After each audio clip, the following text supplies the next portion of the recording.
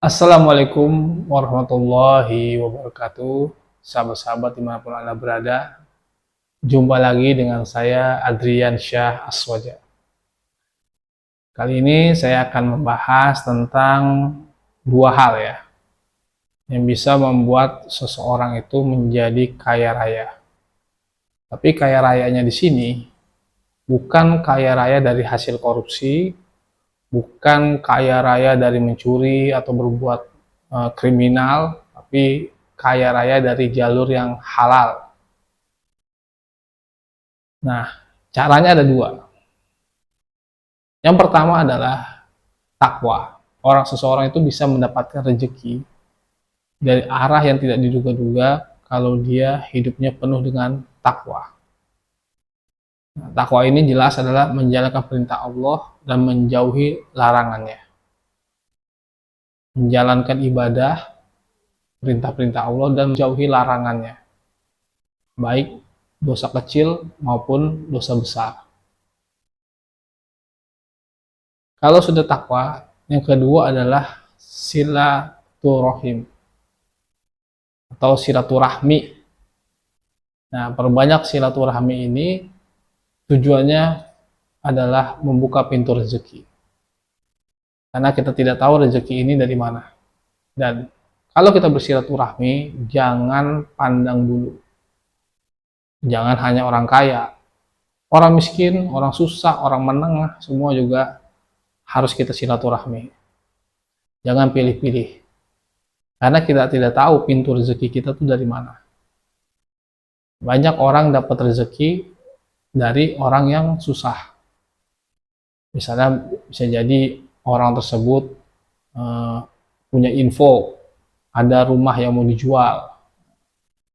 Kemudian orang yang kita mendengarkan, akhirnya kita punya orang yang bisa membeli.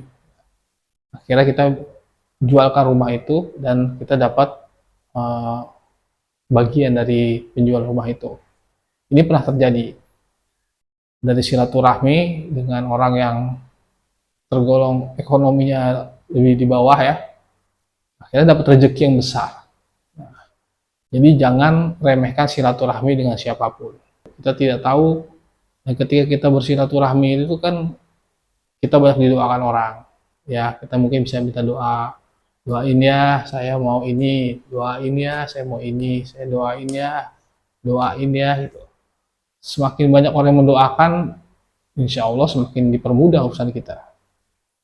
Dan juga terbukanya peluang-peluang. Jadi yang pertama takwa, yang kedua silaturahmi.